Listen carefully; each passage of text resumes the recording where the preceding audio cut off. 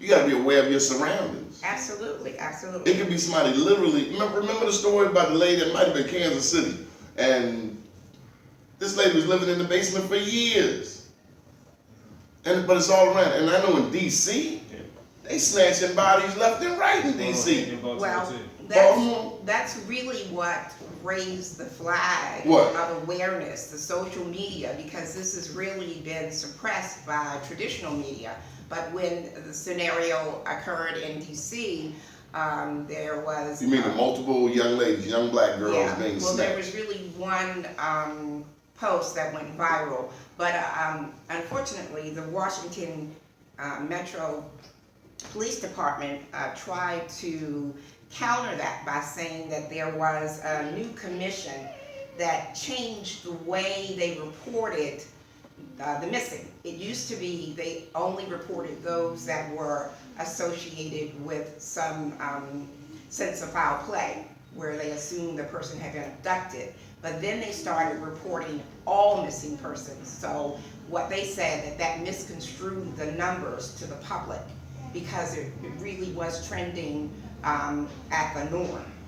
And also they attributed quite a bit to runaways. Did you know that the Super Bowl is one of the most dangerous places in the world to be? Of course. People get snatched at the Super Bowl like it's going out of style. All around the country.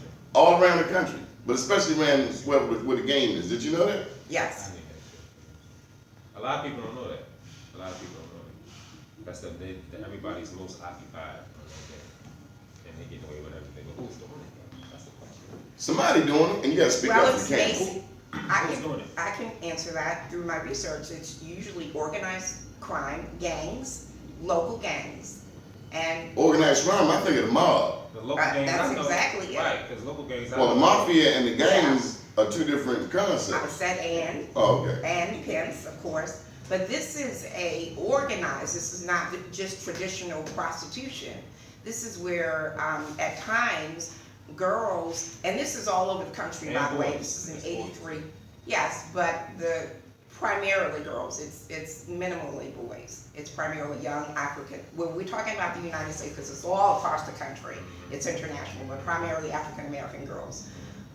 They are carted off in vans and actually, kept in an imprisoned state, locked behind bars, and it's emulating the trade in the Southeast, in Asia, and in West Africa, where one girl might be forced to have sex with a man with like 20 men in one night, and it's horrific.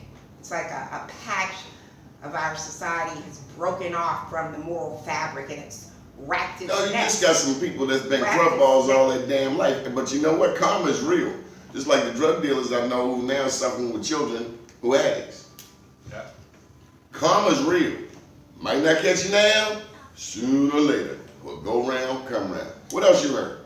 Well, This is sad too. But we got to talk about it. You have a beautiful handwriting. I was thank you. Well, again, Too bad you ain't gonna read all. See how it's- All right, tell me more. Tell me some more. more facts. On March the 24th, the Huffington Post reported that of this year's 501 cases of missing juveniles, most are indeed Black or Hispanic. And 500 cases nationally. yes, no, in the United States. We're talking about the U.S. right now. National. My focus is U.S. Okay. I thought you said international. I'm sorry. National. Okay. So 40% of sex trafficking victims are Black, and I'm sorry. So that's almost half. Yes. And I focused on the Black, although our Latinos, of course, are definitely our heart. And so when you add in the Latinos, it's a total of 68%. I mean, that's the majority of. That sounds like the prison situation. Yeah. So getting back to the DC thing, one thing, and this is where I started, because my understanding initially was that most of that was attributed to sex trafficking. But when they countered with that commission that I just spoke about, that new commission, saying the way they posted it, they also indicated that most of these were runaway cases, and that's something in the past that has been historically covering up the abductions. The authorities will tag most of these as runaways, and there won't even be Amber Alerts. They'll just assume that and not really investigate on the level of abduction. Do they do that with white girls? No, they are no. So we got some racism Yes. in the reporting. Well, as a matter of fact, in my going through my research, I found that unfortunately, it is been shown Aren't that black people in charge in DC? yeah, supposedly. What the hell is the problem? Well, local police and governmental agencies have been shown, unfortunately, to be involved in this activity. Yeah. The slavery never really changed. Well, that is my whole thing. Karma's This real, is- though. Karma's real. That was in my definition. So, I mean, we as a people, our history is steeped in slavery, and we should be fighting ferociously for the abolishment of this abomination. It's really, essentially, we are still enslaved. It's just sex-driven slave. The Emancipation Proclamation, we just, in 2013, celebrated 150 years. We are still enslaved. And how can this be? How can we be allowing this? Well, did you know that they can follow you? They can put bugs on your phone and take pictures inside your house. You know, with this thing right here, the phone. Did you know that? Yeah. So, I know. so, How so it's this, happening. How are we not fighting to get it, to get us safe? I guess it's kind of like the Muslims say, the more, no, I think it was Paul said, the more you try to do good, the more evil is present. Well, was that that Paul? scripture, yes, said it. That was Paul. Well, let's hear from the Islamic community. What do you think about this trafficking, slavery? I know that recently I've heard a number of reports that it's a white van driving in South Baltimore, West Baltimore, and I heard one call from Kearney. That's kind of towards Parkville. It's a white van. The brother said they looked Mexican, he said, but then he said they looked West Asian at the same time, and they can kind of look similar a little bit. My brother Ali over here. I don't know if he's Puerto Rican or Indian, we're not sure, But what I wanted to say is definitely connected to what you're saying. Because the reason you said why no one is doing anything, because we have no unity. We don't love each other anymore in the black community. So the question I'm not buying that. We do love each other. it's not being, Just give me my damn money. exactly. It's not about being sold. It's about naturally caring that this lady is giving us a report about our young black sisters being kidnapped, and none of the men in the community will stand up. We'll just say, It made me think, as you talk about that, it made me think about the sister down there who was in Charlotte with the two Korean merchants tackled her. exactly. Thought she was in there clipping eyelashes. Right. Well, they had a mud hole stomped in his forehead. I guarantee They banked the lady too. I guarantee you the gentleman on the I bet you she start doing Airlines- some push-ups now, doing some pushaways. I guarantee you the She gentleman. don't get taken down like that no more. The gentleman on United Airlines. I guarantee That was you horrible. The Korean community has his back. I promise you. But if that was a black person, the black community would not come up and stand up unless there was a white man that did it and he killed them, and they don't make it a race. Not necessarily I so. promise in America. Not it's necessarily so. But if, like what you're saying, we won't come out as a community. When Rodney King got off, the whole country was in black people were cheering. What happened? And then what happened after that? Just like when OJ got off, black people were cheering. What So happened after you that? can't say that The there's no unity black didn't go unity. anywhere. There is black unity. I ain't fussing with you this Who morning. has it the most? Who has it the most? White people ain't all that We unified. have the minimal But are we unity. standing by like White people ain't all that Yes, unified. sir. We have the minimal unity in America. The minimal. What you smoking? That's not. Nothing. How you measuring this? Okay, I'll go down this. Not all Latinos get along. Not all I'm not Africans saying- get I'm not along. saying they get along. I'm saying, Not all Europeans I'm get saying- along. That's what I'm saying. When I go in my community, I see blacks killing blacks. I see whites killing whites. Not on our level. Black people selling Yes, drugs to they black do. people, not on our level. Sure they do. Nah, you know it's not. Yes, they do. You can't prove it by just keep saying yes they do. You can't. What are you proving it by? TV reports? Everyday news, yeah. Well, they control the newspapers and the TV stations. White people kill each other just like anybody else. You keep giving them a pass. I'm not giving them a White pass. girls shooting dope in my alley. Okay. I seen it with my own eyes. In a black In community? a black community. Exactly. Why is a white woman in my alley shooting dope? Because that's what I'm saying. She's not in her alley shooting dope. She comes to your community where there's nothing good in. What? In a black community. I live in my community. We're gonna take a break before we bust out in a fight up in here. You watching the Donnie Glover show. I don't know who these people are. We've been invaded. We've been robbed. Call the police. Brought to you by JK Media. Special thank you to Bates and Garcia. If you need an attorney, call Ivan Bates and Tony Garcia. They're located at 201 North Charles Street, 410-814-4600. They not only do criminal defense, but they also do accident cases too. This is Shelly. This is the Mad Muslim. And we see you in a minute. Realistic. You call the police, get All right, 2 minute break. Y'all gotta go. Y'all is You so turned beautiful. this into a race thing. I didn't even get to finish. Hey, I can only tell the truth. I can only go off of what I I say. didn't want to go there Not here to be nice to the world. the world ain't nice to me. because I wanted to talk about the fact Here's that another one. even though You see me chill, I got you, throwing I it back. got you. Thank you. What's your Thank you for name? bringing that together because the runaways are actually the targeted. I thought you made it. No, I said that they call them runaways. See if you need more coffee, water. I'd like a water, thank you. Yes, sir. Oh. Just quick, it'll be great. Okay. Show, No, you ain't like this show. Get it. Stop it. Honda Blue, come on. show.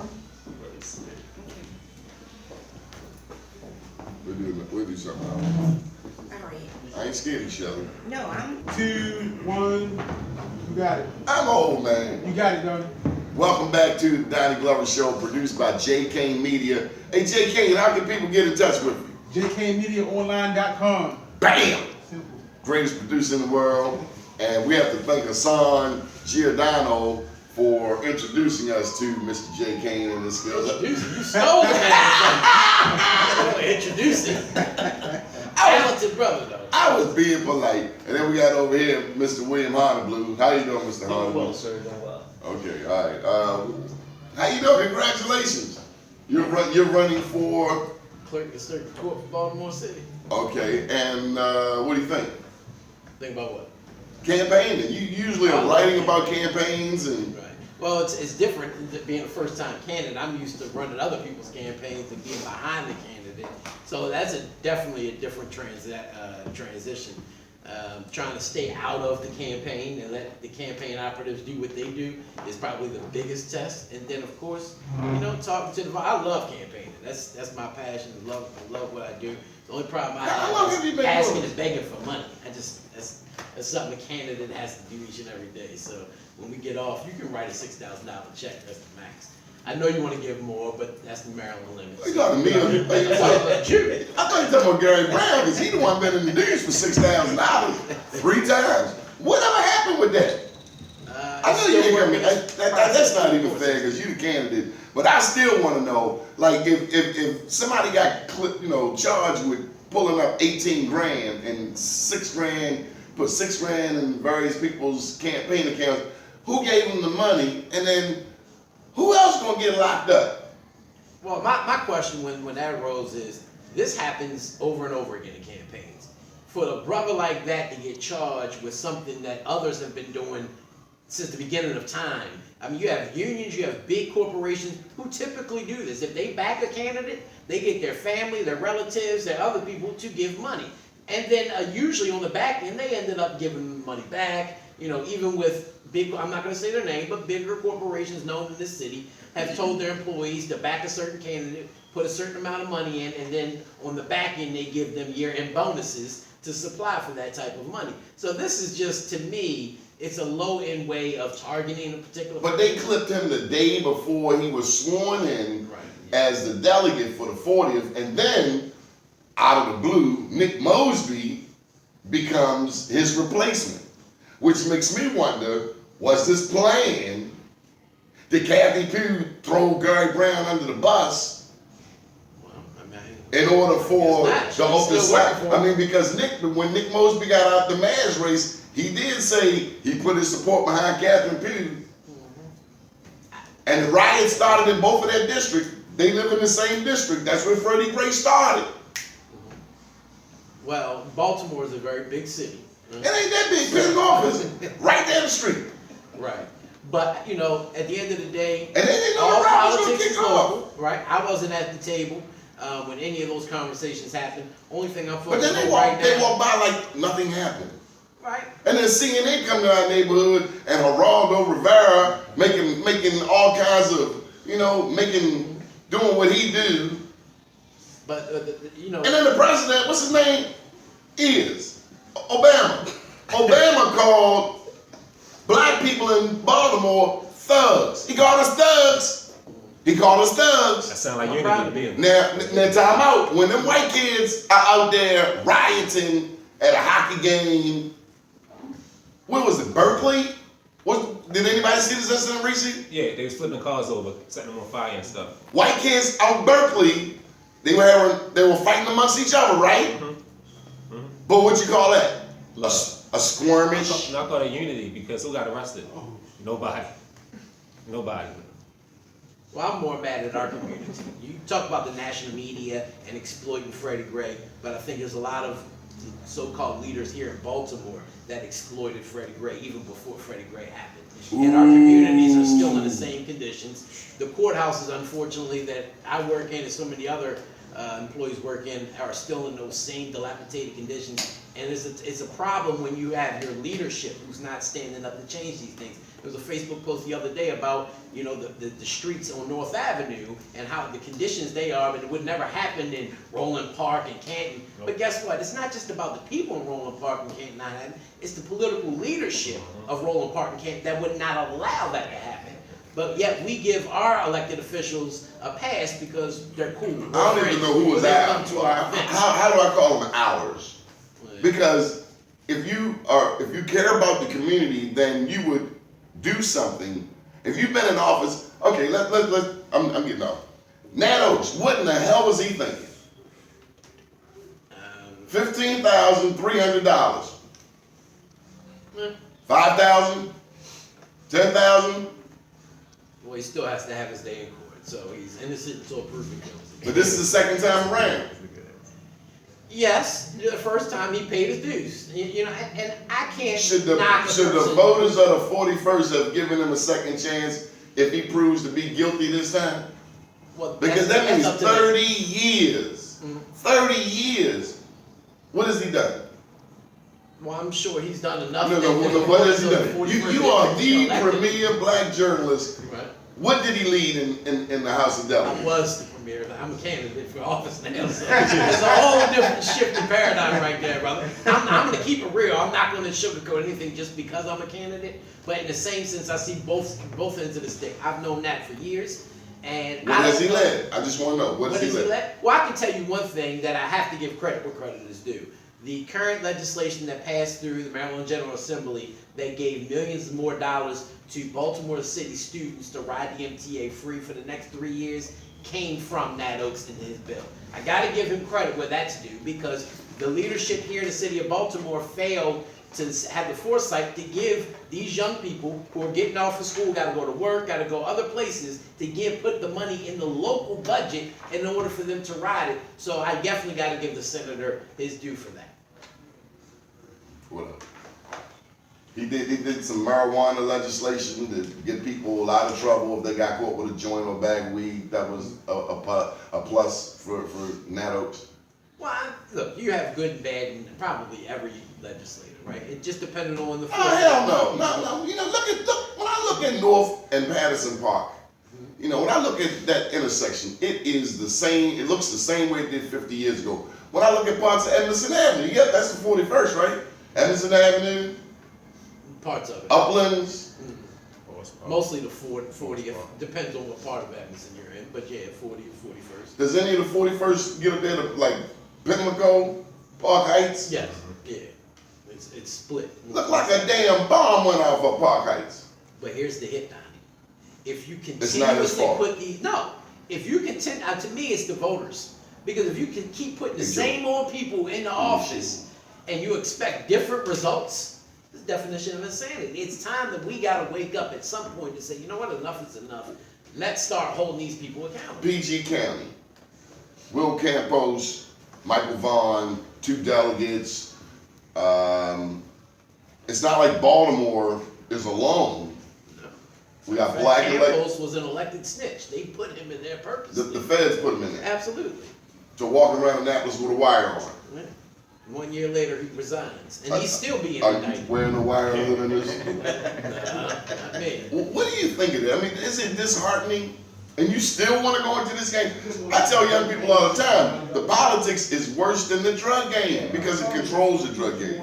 Well, I've always said that politics is the drug game gone legal because I've seen both. I've lived both. And once I got involved in Annapolis and politics, I realized that basically they're selling and buying laws the same way we sell heroin and cocaine. So it's the dope game gone legal. It's just a legal version of a hustle. And that's all it is. And unfortunately, the people who continuously suffer, whether it's the dope game or the political game, are the people, the average everyday person. Okay, time to go live? Time to go live in 10 seconds. Okay, we have a special So guest. what were we talking? We were just talking just to talk. Good morning.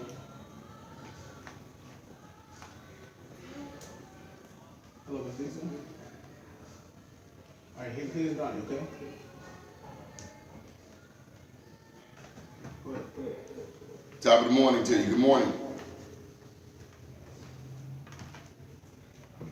I'll choose. Hold on, one second. So, You good? What's the commercial? okay. You're going back here, then you go to okay? Okay. Go ahead.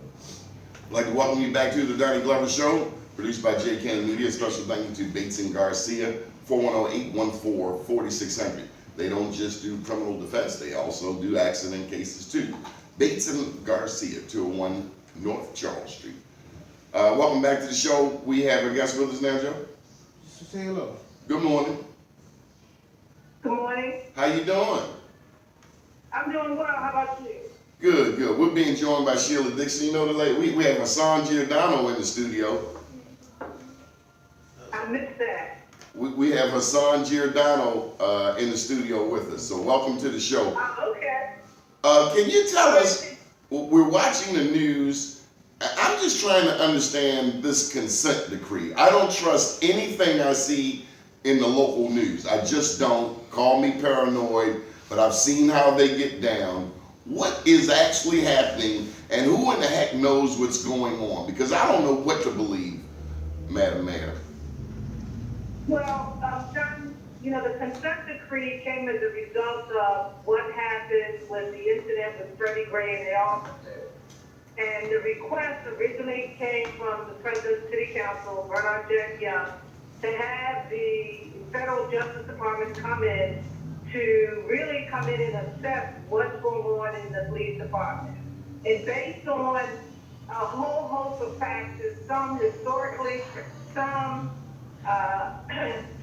presently in the last 10 years, they saw where there were a lot of disconnects.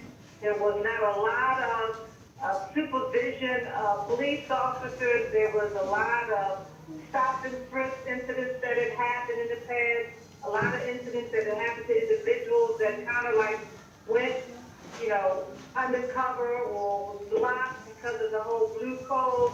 So there are a whole host of things. That doesn't say that our police department is totally out of whack and dysfunctional, but there are some huge issues that affect Baltimore City Police Department as well as other police departments that have an impact, particularly in the African American community, and what happens in certain communities and what doesn't happen in others. So of course, for the last 3 years or 2 years now, they were going through the whole process of coming in compliance, and as you know, they wanted to push through quickly before the new administration, which made sense. But I guess for me, you have that, it's got to come in compliance. Where's the money going to come from? How are we going to really overhaul the police department to address some of these outstanding issues, not just by just talk about technology and training? Because believe it or not, our police department over the years has had extensive, excellent training. But for me, you know, we got the consent decree, but we also have a police department as well as a community trust, and it still seems to be a disconnect in how we're going to address the concerns of the community, as well as how we're going to get our police officers to actually do their job and not have an attitude or an atmosphere of, well, I'm just going to do just enough because of what happened in that case and what happened to those police officers. Now, keep in mind, there are a whole host of other cases, the West case and others that really never got resolved. So, you know, yesterday on one show, they were talking about the rise in crime and the overtime for the police and the budget that the city council and the mayor are discussing currently, and how they want to reduce the police department for more education. There's some structural issues that also affect city government that only get tapped on or addressed very, very similar, just minutely. You know, it's like, it's a huge issue to tackle. If you're inexperienced, if you have no real vision and you have no clue in what you're doing, then you're just going to react and not be proactive. And you gotta look at this holistically. You know, we have challenges in certain neighborhoods and communities. I believe that most young people that are out here committing some of the crimes that are going on right now are crying out for our help. Not to lock them up, but to give them the kind of support that they need and their families need, that in a lot of ways we are ignored. Along with the police, there needs to be some oversight. We lost a lot of experienced officers in the police department. There are a lot of initiatives that, not just for the moment and whoever's in charge, but something that was been able to sustain over the years if people would have looked at not who initiated it, but how effective was it having on the police department. And I'm not going to say that my administration was perfect, because we weren't, but we began to put things in place that addressed and looked at policing, neighborhoods feeling safe and being engaged and involved and addressing concerns in a holistic manner. So this is a huge issue. And I just think right now, we have a lot of inexperienced people, and I'm not saying because Catherine Pugh was an opponent, but there are a lot of factors that I just don't think they understand it yet, and it's not a quick fix, and they don't necessarily have the right people in place to help them, and they're not asking folks who have a successful record to come and give them some advice or assist them in addressing some of the problems that we face. Because it's not just about passing legislation. Yes, we need to deal with the Civil Review Board and the Oversight Board that will deal with these cases with police and providing community support. All of that has to be addressed. Along with the contract that the police department had not, their contract that hasn't been addressed in the last 8 years. So, I mean, that's just this part of it. Okay, well, you know, I'm grateful, when I think of this consent decree, it's just, what's troubling to me is seeing, kind of like what I saw with Freddie Gray. You know, people all on the news. Got a lot of answers, but I just don't believe any of them. And I'm trying to stay optimistic, but I just don't have a lot of faith. I know the murder rate is going up, and I know police are falling back because they feel like the state's attorney is going to lock them up or throw them under the bus, as was the case with the 6 officers in Freddie Gray. It's like you don't know who to believe out here, Madam Mayor. They don't, and I don't think that a clear vision and plan, because I ask officers, you know, of course some of them know who I am, some of them don't, but some of them are fairly new to the city. And I ask them, so what's the overall plan? What is your job other than protect and serve? What else is going on in your role as a police officer? Where's the communication? What's the overall vision? You know, we had a very succinct plan. You know, when we talked about cleaner, greener, healthier, safer, we were incorporating all of our agencies to be a part of that as well as the community. When we talked about focus on the most violent offenders, when we created Safe Street, when we work with groups like with Brother Bay, who were working with the ex-offenders and other grassroots groups, when we had the gun register, where we registered these individuals who had illegal guns and were arrested, but we just didn't go and check on them.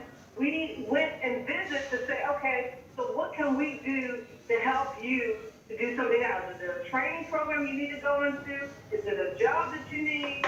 What is it going to take? What can we do to, we had family strengthening efforts where we had ex-offenders, we had individuals coming out of prison, and we work with them and their entire families, providing them mental support as well as other wraparound services that can help to strengthen that family. So there's more than just, police walking the beat or standing on the corner of Pennsylvania and North Avenue, as I see on a regular basis, or sitting in their car and just sitting there. Just more than that. And the individuals right there in Pennsylvania and North continue to do whatever they do. I mean, it's about foster life. It's just like what happened in Park Heights, in the Upper Park Heights community, the Jewish community, with the car theft just recently. They put a concerted effort in that community. Well, we need that kind of support and assistance in saying things. Yes, Lord. You mentioned Park Heights. It made me think about that young man who got his wrist broken. Well, It made me also think about Northwestern High School. Where they just arrested that 15-year-old for the carjacking, and they put a concerted effort. I believe they took from what I heard, they took the motorcycle group out and put them up there and really focus on getting this young man and others who were doing these carjacking. 15-year-old, 15. Okay, so he goes to juvenile court, goes into the system, he'll be back out. But here's the question. What are we going to do? What is it that this young man needs? What is it his family might need? I'm glad you asked that, because there's a broader issue in America. This country is only 5% of the world's population, yet we have 25% of the world's inmates, and over half of them are black. Black people are 13% of the population, white people are 64%, but we got more black people locked up than white people. When is this madness gonna reverse? I mean, it disaffects nobody like it does the black communities. So if you ask me, a lot of these young boys out here and the young girls, they miss their daddies. They got daddy issues because daddy been locked up. And mama ain't never had nothing good to say about daddy.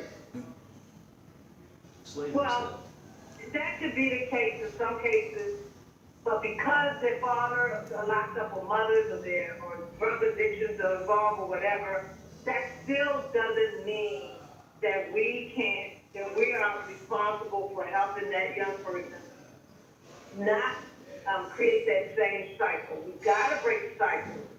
We got to break the curses in a lot of ways that are put upon us.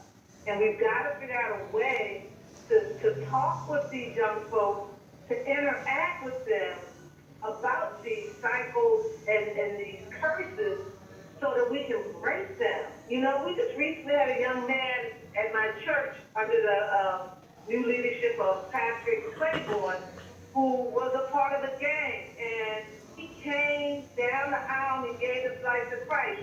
And he wanted to, but he said, I did so many things. And, he could have been shunned, but no, we opened our arms and welcomed him to show him love. And a gentleman walked down the aisle and said, hey, if you're serious about getting your life together, I got a job for you. I'm going to work with you. And believe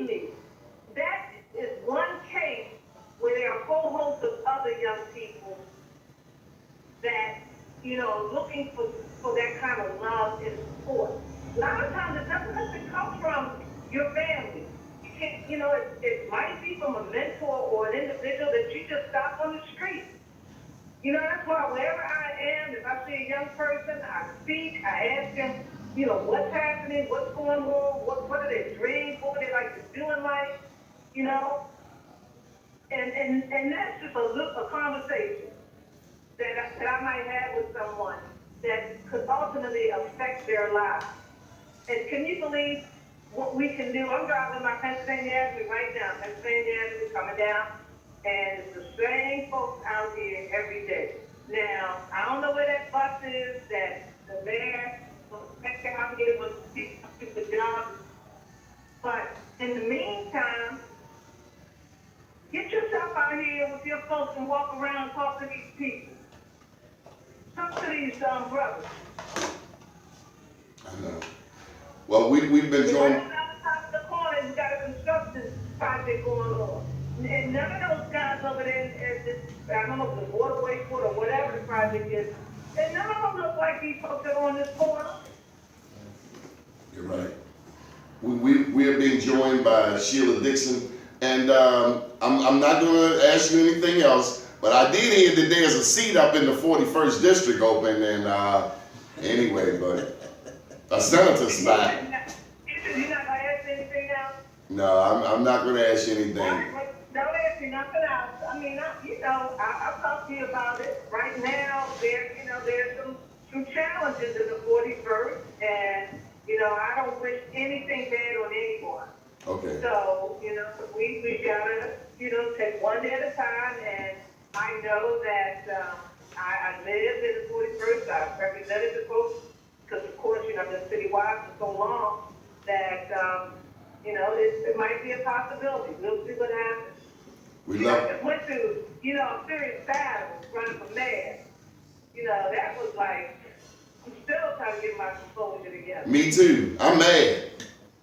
That's why I stay strapped, and I got 2 German shepherds. I try to, I believe in Jesus and God and pray and worship. I believe in kidnapping some of these people. Put them in a truck, send them for a ride. I'm ready to fight. They stole it. They robbed me. We was robbed. Hassan Giordano, you gonna say something to Sheila Dixon? Donnie, Yes. Donnie, you said you wasn't gonna talk about that. Okay, praise the Lord. Praise the Lord. Hassan, you gonna say hello? Hello. Okay. Well, let me tell you this. I commend Hassan Giordano. He is a serious soldier, and I'm proud of our team. We've left this alone, but I'm proud of our team, and there's nothing but love. Nobody agrees on everything, but there's some serious love in this room, including on the phone with Sheila Dixon. And we love you, we support you always. Man for life. I appreciate it. And Hassan has a new chapter. He's getting ready he's already started campaigning for clerk of the court. And matter of fact, I have a low number. I got to call him Wednesday evening because I think I had jury duty on Thursday. I'm like, why do they call me every year? He is smiling, but good deal. If I become clerk, we're gonna call her If 3 my times number's a year. full, I'm gonna go down. I had to fill out a survey. They sent me a threatening letter. Then I don't fill out this survey, I'll be fine. Or You did that, Hassan? Did Hassan do that? No. That was No. That was a But joke. Okay. that's Johnny's taking over.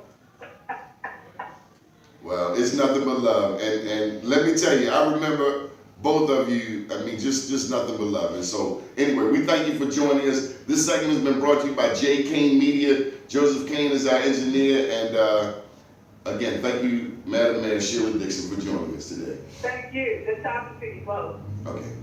We're gonna take a pause. You're listening, watching the Donnie Glover Show right here on Facebook Live, and come back with William Honolulu. The next level.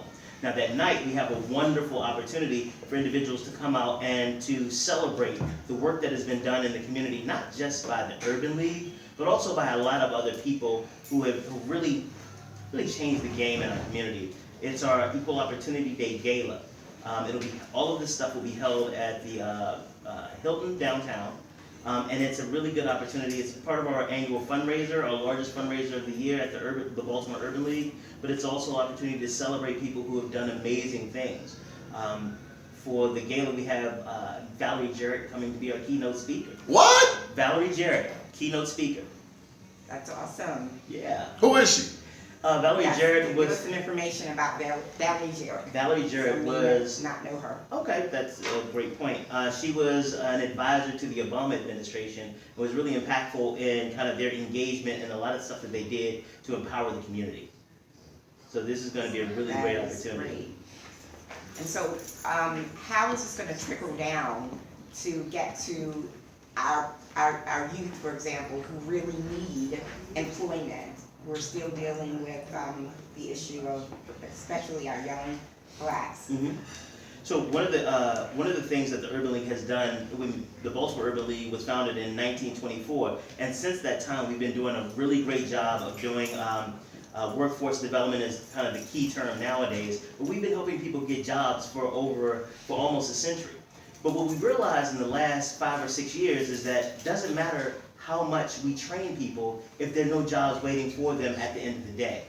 We do a great job of helping people develop really great skills and really motivating them to be employed, teaching them how little things sometimes, like being on time, to larger things, to how to program a computer. But it doesn't matter that after all of that training, there are no jobs. So what we've done is we've figured out that we need to start working on the other side of the equation as well. We need to start working with employers and small businesses, because the reality is, there's nothing much that the Urban League can do to say get one of the large institutions to hire more people. For Johns Hopkins, for example, we can't help Johns Hopkins to hire more people. BG&E the same. But when we work with the small businesses in our community, if they decide to hire a person, they're gonna hire somebody from our community. Exactly. And by empowering them, giving them resources and information to grow, we get an opportunity to grow the employment base as well. This goes back to what Doni was talking about earlier, us focusing in on our community so that we can grow our community. A lot of times, in the past, we waited for someone else to come and save us. We waited for someone else when this person gets elected, everything's gonna be okay. If they open up this factory, everything's gonna be okay. If. I had a friend of mine. Lies, lies, lies. Well, exaggerations, I won't go so far as to call them all lies. Because the reality is, when these things happen, there is a change in our community, but it doesn't save our communities. But what it comes down to is we the people. We've got to starting with me, right? Absolutely. We've gotta make the difference. Absolutely, and one of the things that we're trying to do is Step up. absolutely, we need to help these small businesses understand how they can grow, what they can do to change the dynamic, not just for their businesses, because this isn't about just, helping somebody start a business so they can get a new home. I want to go to Martha's Vineyard, so help me build my business. A lot of this, we're talking about survival at the very base level. And not just that, because it's not just about the small business owners, it's about the people they employ. It is about providing quality services in our community, where the reality is, they're not really knocking anybody for it, but a lot of businesses in our community, the reality is we don't know where they live when they leave our communities. Right. What type of small businesses are we talking about? Give me some examples of. We help businesses wherever they are in their life cycle. We've had clients come in and say, hey, I have an idea, don't really know much about business, can you help me figure out what my next steps are? We've had clients who said, well, we've been doing about $750,000 a year for the last 3 years, but we can't pierce the $1 million mark, and we help them. We have some clients we've been in business for, they've been in business for 20 years or so and are looking to transition out, and we help them figure out the succession plan. So we try to help anybody no matter where they are, and we have an incredibly talented group of consultants that really help people motivate and move into where they want to be. Now, this is one of most people find this to be one of the more compelling value propositions of the center. We're expensive and we're worth it. But the reality is for us is that the ABLE Foundation and the Economic Development Administration understands the need for these services in our community, and they wrote the check for it already. So the people who come to our center, the people who come to our center, they don't pay anything out of pocket for our services. That's incredible. And by the way, for the Business Summit, the registration for the Business Summit is absolutely free. Now, the gala's not free, okay? The gala tickets are $150, and you can get both of them on Eventbrite. And I can meet Valerie Jarrett at the dinner? And you should be able to meet Valerie. Now, what you say to Valerie Jarrett is up to you. Okay, and make sure you keep your mind right. But yes, you'll be able to meet Valerie Jarrett. One of the things also about the people who come to the gala is that they are interested in community. They don't want to just sit on the dais or sit at their table and just talk to the other powerful people with them. They want to know us. They want to know the people, because that's why they're doing the work. Otherwise, they could have just stayed where they were at. Well, these businesses are just becoming settled in since they're new, or small businesses that are trying to grow, so they're acclimating themselves into a space of growth. Are they willing to do on-the-job training? I mean, are they willing to take in maybe persons who would be neophytes who don't have necessarily the background, the backdrop of the trade? Well, some of them are, and one of the things that we also do is that we help these small businesses figure out how they can bring people on, how you onboard them and integrate them into your operations. Because the reality is, many small business owners just came from being employees themselves. They just made the transition. That's what I meant. Right, and so for them, they just remember life. They're learning their trade. They're learning how to manage and operate a business, and we help them understand, how do you bring on new people? How do you train them? How do you get them up to speed so that you offer them value, they add value to your business, and everybody prospers? Okay, well, William, thank you. You've been incredible. Thank you for the information. Absolutely. And it's been a pleasure having you on this morning.